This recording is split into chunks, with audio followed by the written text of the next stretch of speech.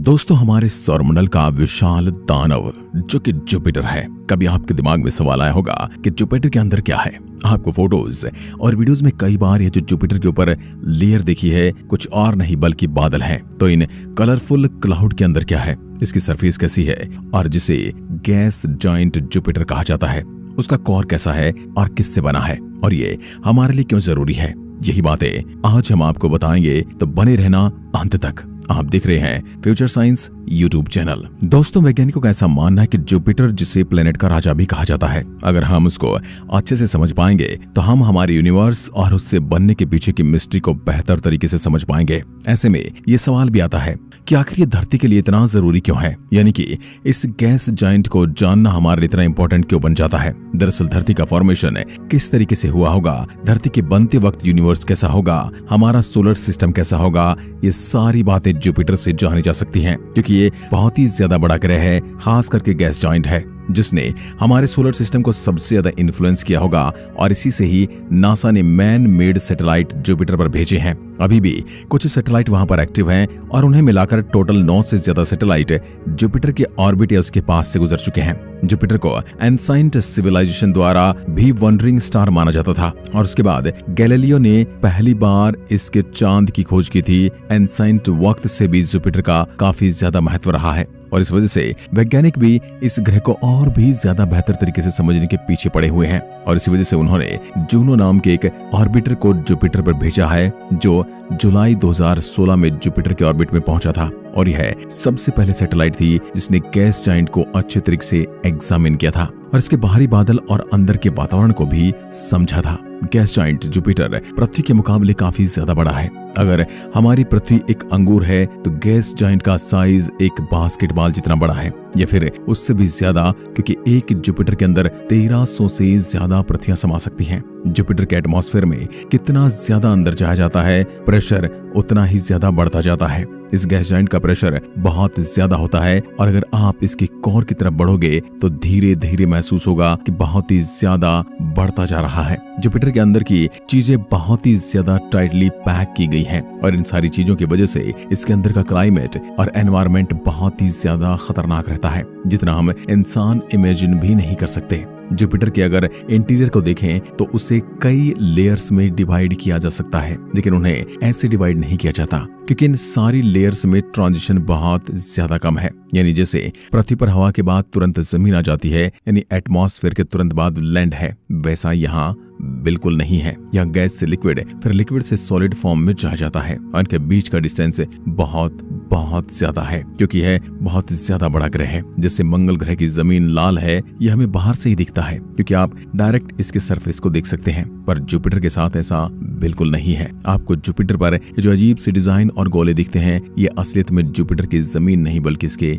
बादल हैं जो कि पूरे जुपिटर को डेंसली घेरे हुए हैं। ये बादल अमोनिया और पानी से बने हुए हैं जो कि हाइड्रोजन और हीलियम के एटमॉस्फेयर में मौजूद हैं। इन बादलों की वजह से हमें जुपिटर के अंदर कुछ भी दिखाई नहीं देता, लेकिन जो जूनो सैटेलाइट है वह कई प्रकार के टूल से भरी हुई है, जिस वजह से इसने वैज्ञानिकों की काफी ज्यादा मदद की ये जानने में कि आखिर जुपिटर के अंदर चल क्या रहा है। सबसे पहले जब हम जुपिटर के बादलों के अंदर जाते तो हजारों किलोमीटर का सफर करने के बाद प्रेशर इतना ज्यादा बढ़ जाता है, जो एटमॉस्फेयर पूरे हाइड्रोजन से भरा हुआ है वह लिक्विड में बदल जाता है और पूरे सोलर सिस्टम के सबसे बड़े समुद्र को जन्म देता है। लेकिन कमाल की बात तो ये है कि यह जो समुद्र है इसका पानी ऑक्सीजन और हाइड्रोजन से नहीं बना है, बल्कि सिर्फ और सिर्फ हाइड्रोजन का बना हुआ है, क्योंकि यहाँ पर प्रेशर इतना ज्यादा होता है कि हाइड्रोजन ही लिक्विड फॉर्म में तब्दील हो जाती है। पृथ्वी में जितनी भी चीजें मिलती हैं वे ज्यादातर 3 स्टेट में होती हैं, सॉलिड, लिक्विड और गैस। आप किसी भी गैस को बहुत ज्यादा प्रेशर मिलाकर लिक्विड बना सकते हो और उसी लिक्विड का टेम्परेचर गिरा के आप उसे सॉलिड बना सकते हो।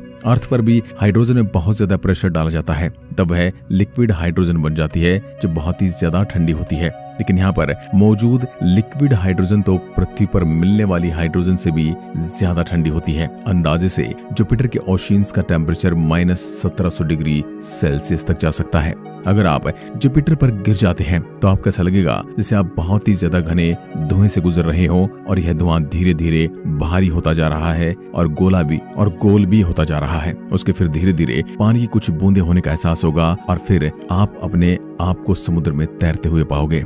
लेकिन बात यह है कि यहाँ तक पहुंचने से पहले ही हम बर्फ बन चुके होंगे। लेकिन यह समुद्र तो कुछ भी नहीं है। जब जुपिटर की और गहराई पर जाओगे तो यहाँ पर प्रेशर और भी ज्यादा बढ़ जाएगा, जिसकी वजह से हाइड्रोजन के एटम एक दूसरे के और भी ज्यादा करीब आ जाएंगे। और इस लगातार बढ़ते प्रेशर की वजह से यहाँ पर हाइड्रोजन लिक्विड नहीं बल्कि मेटल के फॉर्म में आ जाएगा। लेकिन यह पूरे तरीके से भी मेटल नहीं होगा, बल्कि लिक्विड मेटल होगा, जैसा कि मर्क्यूरी होता है। यहाँ पर जो प्रेशर होता है वो धरती पर होने वाले प्रेशर से लाखों गुना ज्यादा होता है। यह हाइड्रोजन के एटम को इतना ज्यादा स्कीव कर देता है कि इसके एटम फ्रीली घूम सकते हैं, यानी कि उसका बॉन्ड टूट जाता है और फिर इलेक्ट्रॉन लिक्विड में आसानी से फ्लो कर पाते हैं। इसकी वजह से बहुत ही ज्यादा फास्ट रिवॉल्विंग मैग्नेटिक करंट पैदा होता है।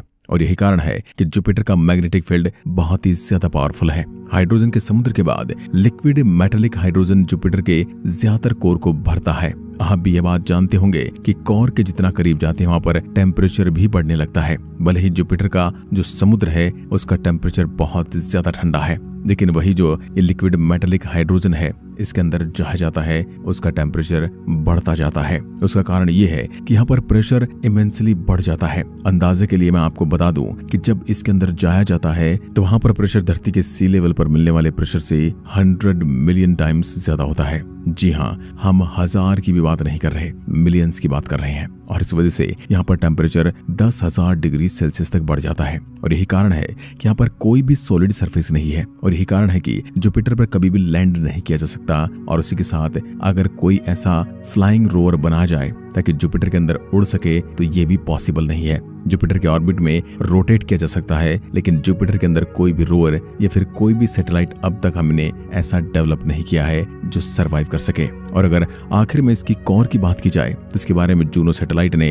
एक ऐसी खोज की थी जिसने साइंटिस्ट को हिलाकर रख दिया था। सारे प्लेनेटरी साइंटिस्ट का यह मानना था कि जुपिटर का कोर डेंसली ऑब्जेक्ट होगा जो कि पृथ्वी के साइज का होगा। जुपिटर में ज्यादा प्रेशर है, इसलिए हो सकता है यहाँ पर एकदम परफेक्ट बाउंड्री वाला कोई बहुत ज्यादा डेंस ऑब्जेक्ट हो। लेकिन जूनो की रिपोर्ट कुछ अलग बताती है। उसके हिसाब से जुपिटर का जो कोर है वो डिफ्यूज है और फ्लरी है, यानी कि उसकी कोई भी शार्प बाउंड्री नहीं है और न ही वह सर्कुलर शेप का है, बल्कि वह इरेगुलर शेप का है और थोड़ा बहुत हो जुपिटर के लिक्विड मेटालिक हाइड्रोजन के साथ मिला हुआ है, यानी कि वह पूरी तरीके से सॉलिड नहीं है। वैसे तो वैज्ञानिकों का यह भी कहना है कि सारे एक्टिव कोर सेमी लिक्विड होते हैं, लेकिन वह हमेशा सर्कुलर होते हैं और उनकी एक शार्प बाउंड्री होती है, पर इस केस में ऐसा नहीं दिख रहा है। ऐसे में वैज्ञानिकों का ये मानना है कि हो सकता है जो ऐसे बड़े प्लैनेट हैं जैसे सैटर्न, उनके कोर ऐसे होंगे, पर अभी तक इतनी ज्यादा रिसर्च नहीं हो पाई है, जिस वजह से वैज्ञानिकों का ये मानना है कि अब कोई गैसली प्लैनेट बनता है। लाइक जुपिटर तो पहले वह रॉक या फिर बर्फीला प्लैनेट ही होता है, उसके बाद उसके आसपास का गैसली एटमॉस्फेयर बनता है। और जुपिटर के केस में ऐसा हो सकता है कि वह जब बना रहा होगा, यानी कि बिलियन ऑफ ईयर्स पहले वह किसी दूसरे ग्रह से या फिर किसी दूसरे बड़े से एस्ट्रॉइड से टकरा गया होगा, जिसकी वजह से उसका कोर ऐसा हो गया। लेकिन इस बात की भी पूरी तरह से श्योरिटी नहीं है, क्योंकि अब तक बस 2 ही थ्योरी दी गई है। एक के सारे ऐसे ग्रहों का कोर ऐसा हो सकता है, या फिर जुपिटर के साथ कुछ अलग हुआ होगा और उसके फॉर्मेशन के दौरान वह किसी दूसरे प्लेनेट से टकरा गया होगा, जिसमें इतनी एनर्जी होगी कि उसके कोर की एनर्जी को शटर कर सके। खैर, अभी तक वैज्ञानिकों के लिए ये एक मिस्ट्री बनी हुई है। आप अगर ऐसी वीडियो पसंद करते हैं तो वीडियो को लाइक करें और चैनल को सब्सक्राइब जरूर करें। धन्यवाद।